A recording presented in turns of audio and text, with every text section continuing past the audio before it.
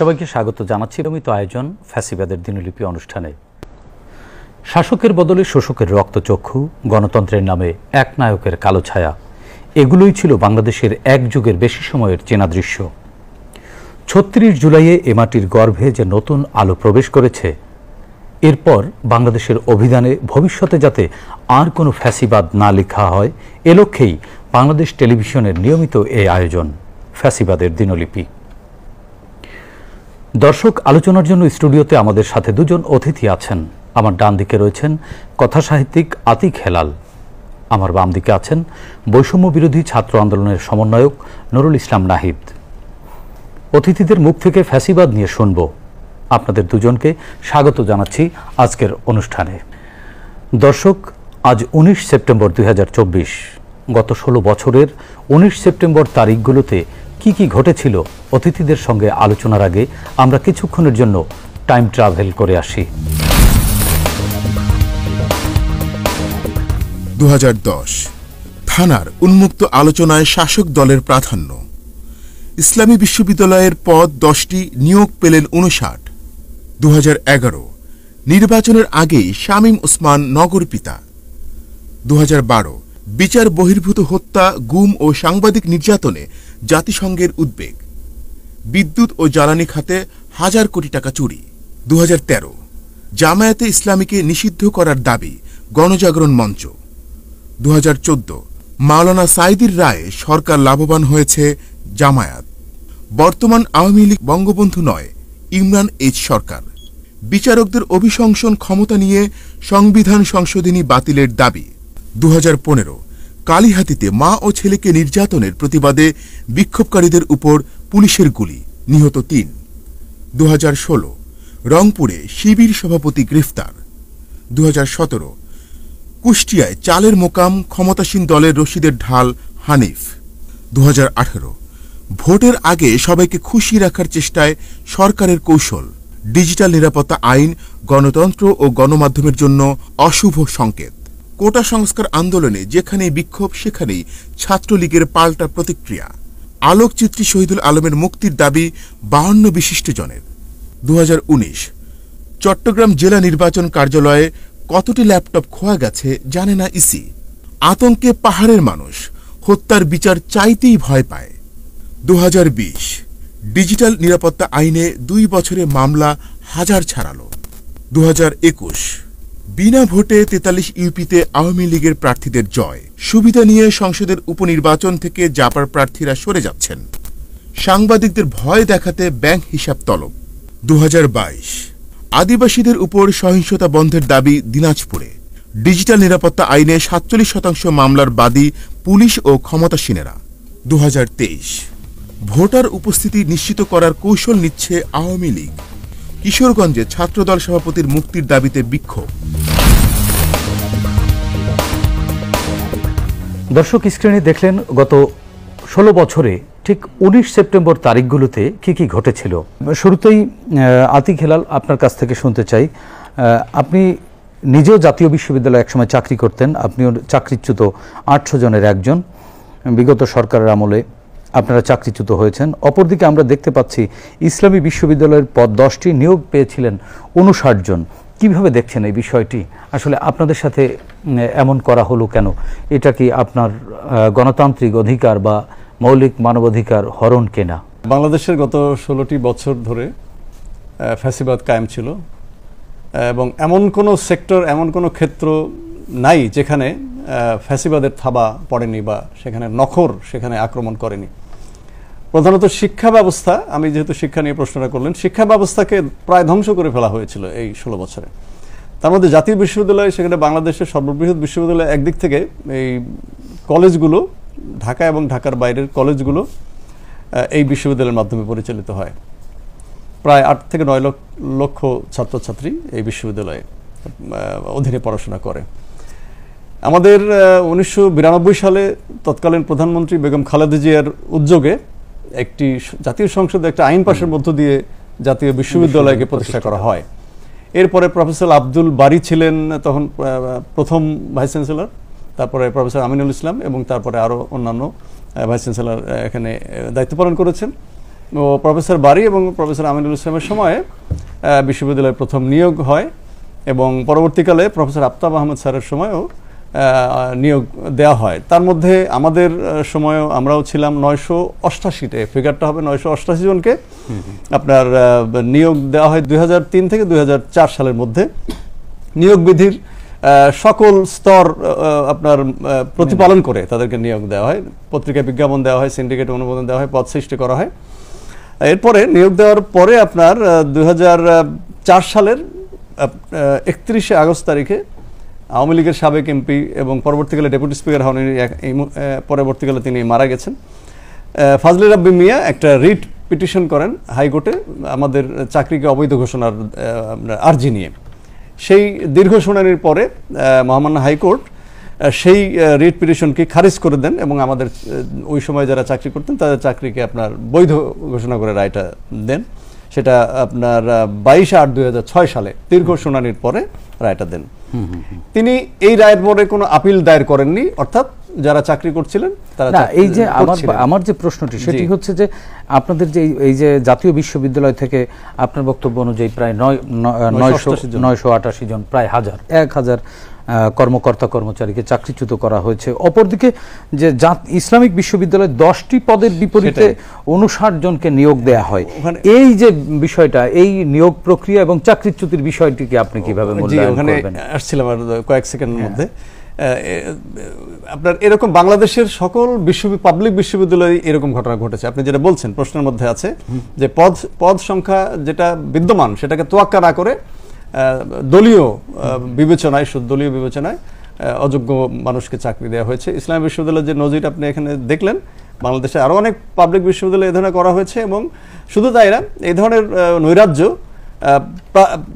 যেটাকে বলে প্রাইভেট বিশ্ববিদ্যালয়তেও গিয়ে আপনার আশ্রে পড়েছিল। শিক্ষার সর্বক্ষেত্রে এরকম দলীয়করণ করা হয়েছে। পরবর্তীকালে আপনার যেটা মুক্তিযুদ্ধ বিষয়ক মন্ত্রী, তিনি এই আমাদের ওই মামলার কোনো পক্ষভুক্ত ছিলেন না। তিনি সেখানে পক্ষভুক্ত হয়ে, গায়ের জোরে পক্ষভুক্ত হয়ে অনেক দিন পরে, যেটা আপিল করার জন্য একটা নির্ধারিত সময় থাকে, 4 বছর পরে তিনি একটা আপিল দায়ের করলেন হাইকোর্টে। সেই আপিলের ভিত্তিতে এবং অনেকটা আদালতের নিয়ম নীতি খর্ব করে, যেটাকে বলতে আদালতের ওপর চড়াও হয়ে তৎকালীন ফ্যাসিবাদী সরকারের সময়ে আদালতকে ব্যবহার করে জোর জবরদস্তি করে 4 বছর পরে আবার আপিলের ভিত্তিতে মহামান্য হাইকোর্ট আমাদের তখনকার যারা চাকরি করতেন তাদেরকে চাকরিচ্যুত করেছিলেন। তারপরে তারা মানবতার জীবন যাপন করছেন। কোন কোন ক্ষেত্রে এই একই অবস্থা হয়েছে? একই অবস্থা বাংলাদেশের যে পাবলিক বিশ্ববিদ্যালয় যেগুলো, তখন তো আপনার 40টার মতো পাবলিক বিশ্ববিদ্যালয় ছিল, এখন 50-এর অধিক বা অর্ধ শতাধিক। প্রত্যেকটা পাবলিক বিশ্ববিদ্যালয়ে ফ্যাসিবাদী সরকারের আক্রমণের শিকার হয়েছিল বিভিন্নভাবে। প্রথমত এই যে জোর জবরদস্তিপূর্বক নিয়োগ, এবং যারা তাদের মতের অনুসারী নয় বলে তারা মনে করত, তাদেরকে নির্বিচারে চাকরিচ্যুত করেছে। আপনি তো একজন সাহিত্যিক, আপনার বিবেচনায় আসলে ফ্যাসিবাদকে আপনি কিভাবে সংজ্ঞায়িত করবেন?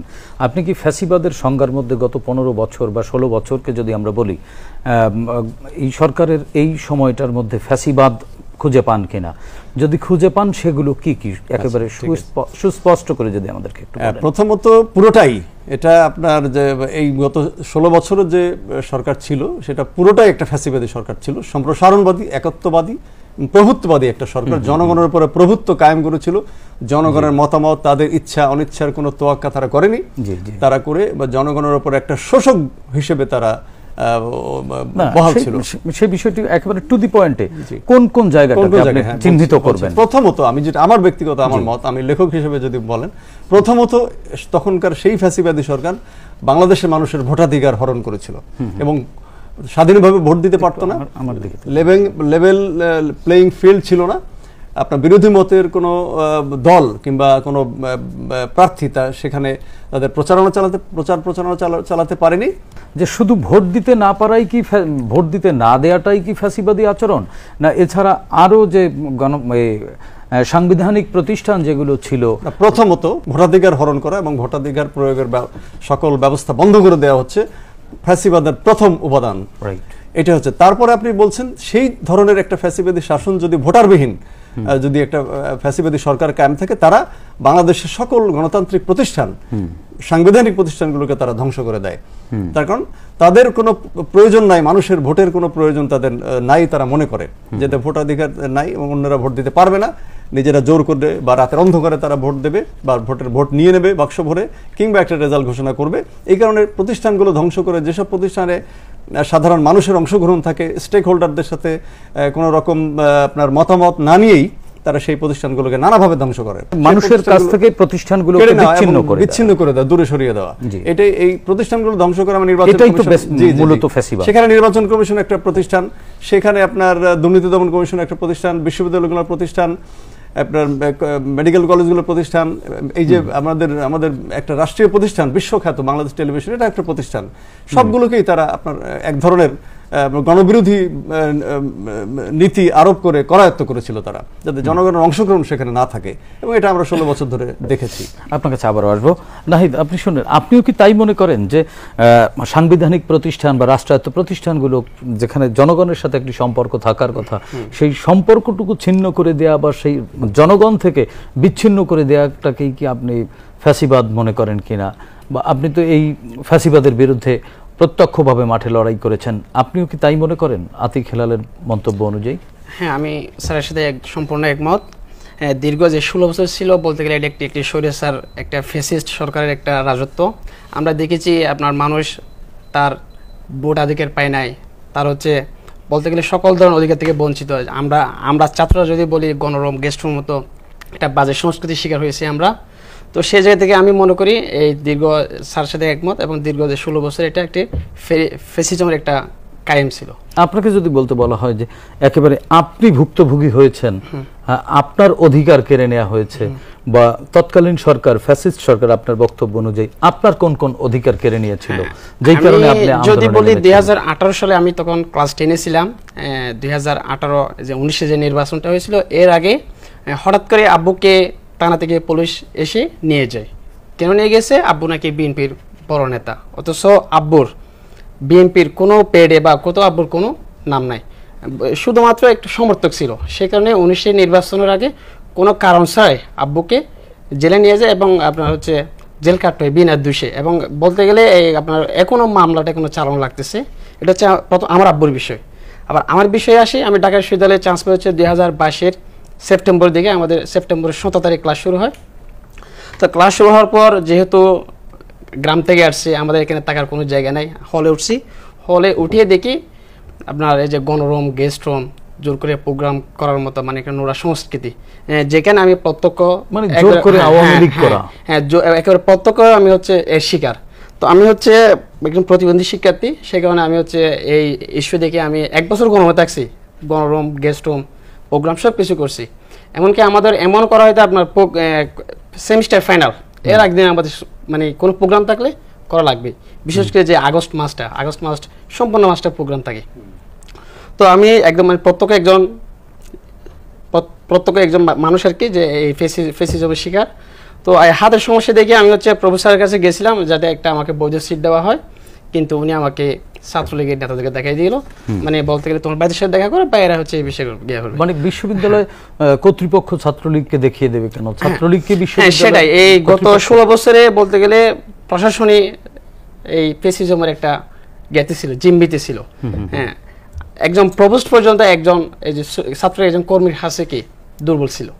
এভাবেই কি রাষ্ট্রের সকল প্রতিষ্ঠান মানে দলীয়করণ করা হয়েছে বলে? হ্যাঁ, সকল প্রতিষ্ঠান দলীয়করণ, ব্যাংক বলেন, শিক্ষা প্রতিষ্ঠান বলেন, স্বাস্থ্য খাত, সব কারণে এভাবে দলীয়করণ করা হয়েছে। আপনাদের আন্দোলনের মূল জায়গাটা কি বা মূল স্পিরিটটা কি ছিল এর বিরুদ্ধে অবস্থান নেওয়া, এবং আপনারা কি দায়বোধ বা দায়িত্ববোধের জায়গা থেকেই এই আন্দোলনের জন্য রাস্তায় নামবার চিন্তা করেছিলেন কিনা? আপনারা জানেন 2018 সালে কোটা আন্দোলন হয়েছিল। ছাত্রদের দাবির মুখে তৎকালীন প্রধানমন্ত্রী শেখ হাসিনা সংসদের কোটা বাতিল করে দিয়েছিল।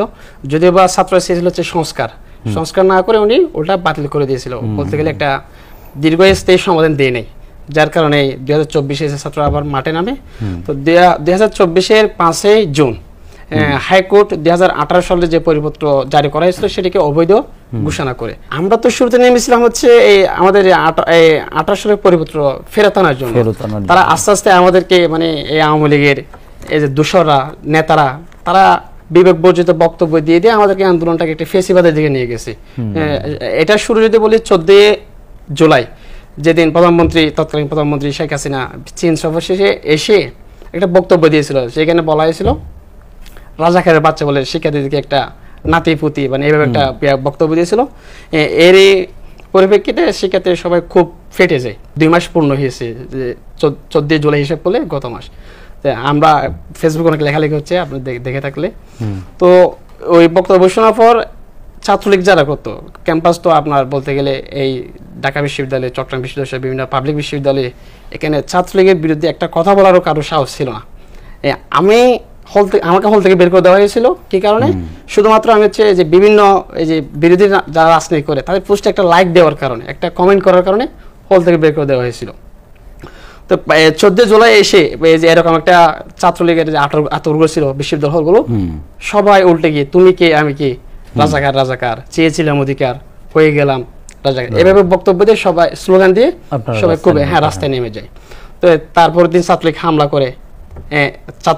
করে নারীদের উপর কি হামলা করা হয়েছে দেখছেন। তো এভাবে আস্তে আস্তে তাদের যে ফেসিজম, যে রাজনৈতিক কায়দায় যে ছাত্র আন্দোলনকে তারা দমানোর চেষ্টা করে, সেটা অব্যাহত রাখে। তো এরপরে আস্তে আস্তে আন্দোলনটা আরো 18 তারিখের দিকে একেবারে সর্বোচ্চ পর্যায়ে চলে যায়। প্রায় 80 জন মতো ভাই বোন আমাদের লাশ পড়ে যায়।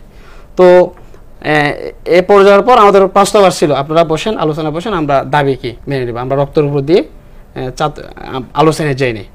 তো এরপরে তো আমরা দেখেছি যে আওয়ামী লীগের দীর্ঘ 16 বছরের যে একটা ফেসিজম, বিরোধীর উপর দমন নিপীড়ন, এসব এটা খুব জমা ছিল। হ্যাঁ, খুব জমা ছিল আমাদের উপর, অলরেডি হয়ে গেছে। তো জমা ছিল, এটা আমরা ক্ষোভের বহিঃপ্রকাশ ঘটেছে 5 আগস্ট। জি, নাহিদ আপনার কাছে আবারও আসবো।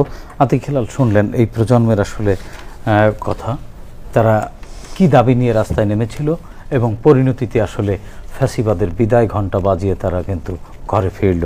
আপনার কাছে একটু জানতে চাই যে আপনি স্ক্রিনে দেখেছি আমরা যে শেখ হাসিনা যখন প্রধানমন্ত্রী ছিলেন তখন তিনি প্রায় বক্তব্যে বলতেন শুধু আওয়ামী লীগের সময় নিরপেক্ষ নির্বাচন হয়। এই বিষয়টা, এটা কি ফ্যাসিবাদ কি এভাবেই জনগণের সাথে সবসময় রসিকতা করে কথা বলে, সব বিষয়ে জনগণের অধিকার কেড়ে নিয়ে আবার সেই বিষয়টিকে সামনে এনে বলে অধিকার ফেরত দেয়া হয়েছে? এবং ফ্যাসিবাদ মুখে যেটা বলবে কাজে তার উল্টোটা করবে।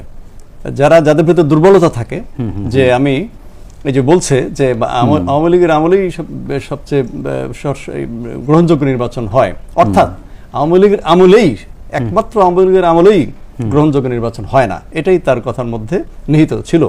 কারণ এটা সাধারণ সব মানুষ দেখেছে যে বসংবদ ইলেকশন কমিশন বসিয়ে এবং নিজেদের সকল রাস্তা বন্ধ করে, বিরোধী দলের বিরোধী মত, বিরোধী নির্বাচনের ক্যাম্পেইন সব বন্ধ করে দিয়ে এবং তাদেরকে জেলে পুরে মামলা দিয়ে হামলা করে তাড়া করে পলাতক করে দিয়ে যে নির্বাচন ব্যবস্থা কায়েম করেছিল, সেই নির্বাচন ব্যবস্থা কোনো গ্রহণযোগ্যতা, নৈতিকতা এবং আইনগত ভিত্তি তারা বলে ছিল, এটা তখনকার তাদের আইন, তারা তো আইন কানুনকেও ধ্বংস করেছিল। সে কারণে এই রসিকতা, এটাই রসিকতা। এবং মানুষ বলে যে এই ধরনের রসিকতা শুনে ঘোড়াও হাসে, এটা হয়েছিল তখন তার বক্তব্য যখন মানুষ দেখতো প্রচার মাধ্যমে, তখন মানুষ এভাবে হাসতো এবং হাস্যকর ভাবে মানুষ, অত্যন্ত রসিকতার একটা সীমা থাকে, সকল সীমা লঙ্ঘন করেছিল তার এই রসিকতা, যে আওয়ামী লীগের সময় ইলেকশন হয়। এবং এতকাল আমরা যেটা দেখেছি বাংলাদেশের ওই সময় দেখেছি বিভিন্ন সভা সমিতি বলা হতো, এমনকি বাজার সমিতির নির্বাচনেও এই একই প্রক্রিয়া হতো। সঠিক বলেছেন আপনি। যে কোনো নির্বাচন শব্দটাকেই কলঙ্কিত করেছিল তারা। নির্বাচন বলতে কিছু ছিল না, ভোটাধিকার যেটাকে বলে, সেই ভোটাধিকার সম্পূর্ণরূপে তিরোহিত হয়েছিল বাংলাদেশ থেকে গত 16 বছরে, সম্পূর্ণরূপে আমি বলবো। যদি 100-এরও বেশি কিছু থেকে থাকে, সেটা তারা, এই তামাশা তারা জনগণের সাথে করেছে। এবং নতুন প্রজন্মে, এই যে নাহিদের যে প্রজন্ম, তারা কোনোদিন ভোট দিতে পারেনি। তারা যখন ভোটার হয়েছে তারা ভোট দিতে পারেনি। যারা 10 বছর অপেক্ষা করেছে, এনআইডি পেয়েছে কিন্তু তারা ভোট দিতে পারেনি। এর থেকে যারা সিনিয়র আছে তারাও ভোট দিতে পারেনি। এবং যারা আমাদের প্রজন্ম, তারাও ভোট দিতে পারেনি। ভোটের কোনো পরিবেশ ছিল না। এবং ভেতরে যারা 2-1জনকে লোক দেখানো ভাবে ঢোকানো হয়েছে, তাদেরকে বলা হয়েছে আমার সামনে মারেন, আমার সামনে এই প্রতীকে সিল মারেন, না হলে আপনি চলে যান। নাহিদ, আসলে আপনি তো আতিক হেলালের আলোচনা শুনলেন যে আপনারা তো বৈষম্য বিরোধী আন্দোলন করেছিলেন, সমাজের সব ধরনের বৈষম্যের বিরুদ্ধেই তো আপনাদের এই আন্দোলন ছিল। সেক্ষেত্রে শুধুমাত্র আপনাদের চাকরির কোটা না সমাজের সকল শ্রেণী পেশার মানুষের বৈষম্য বা অধিকার ফিরিয়ে আনবার জন্য আপনাদের লড়াই ছিল? সেই অধিকারগুলো ফেরানোর জন্য আপনারা কিভাবে কাজ করছেন এই মুহূর্তে? বিচার বিভাগকে স্বাধীন করা হয়েছে।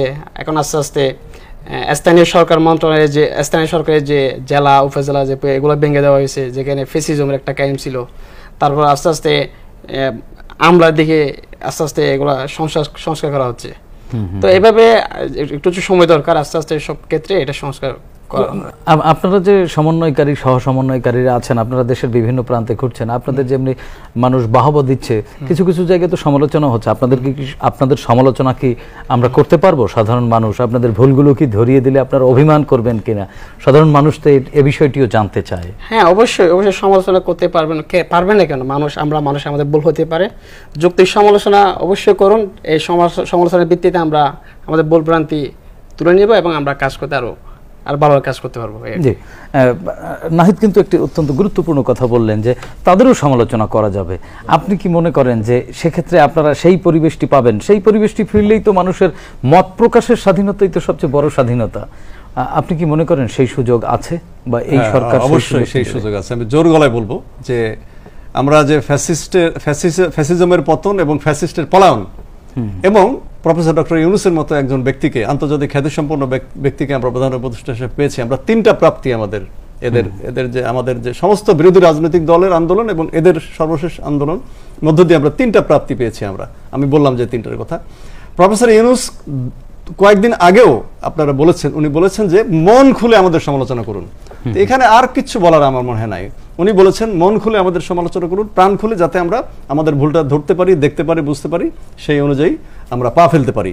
এমনকি তথ্য উপদেষ্টা নাহিদ ইসলাম তিনিও এখানে এসে বলে গেছেন, এই বাংলাদেশ টেলিভিশনে এসে বলেছেন যে বাংলাদেশ টেলিভিশন আমাকে খুশি করার জন্য কিছু করবে না বা আমি করতে বলবো না, আপনারা করবেন জনগণকে খুশি করার জন্য, এবং জনগণ কি চায় সেটার দিকে খেয়াল রেখে আপনারা অনুষ্ঠান করবেন, নিউজ করবেন এবং প্রোগ্রাম সাজাবেন। তাহলে আর কিছু এখানে বলার থাকে বলে আমার মনে হয় না। নাহিদ, আপনার আসলে প্রত্যাশা কি? সাধারণ মানুষের কাছ থেকে কেমন সহযোগিতা আপনারা প্রত্যাশা করেন? নিশ্চয়ই সকল শ্রেণী পেশার মানুষকে নিয়েই আপনারা নতুন যে বাংলাদেশ বিনির্মাণের স্বপ্ন দেখছেন, রাষ্ট্র সংস্কারের বা নতুন বাংলাদেশের যে স্বপ্ন দেখছেন, সেই স্বপ্ন পূরণ করবার জন্য আপনারা কাজ করে যাচ্ছেন। সাধারণ মানুষের প্রতি আপনাদের আহ্বান কি? বা এই ফ্যাসিবাদের বিরুদ্ধে যে রাজনৈতিক দলগুলো আন্দোলন করেছে তাদের প্রতি আপনাদের আহ্বান কি? দেশবাসীর পক্ষে উদ্দেশ্যে আমার বলা থাকবে, আপনারা দেশ সংস্কারে ঐক্যবদ্ধ হয়ে একসাথে অবস্থান এবং যৌক্তিক সংস্কারের কাজে নিয়োজিত হন। ধন্যবাদ নাহিদ, ধন্যবাদ আতিক হেলাল।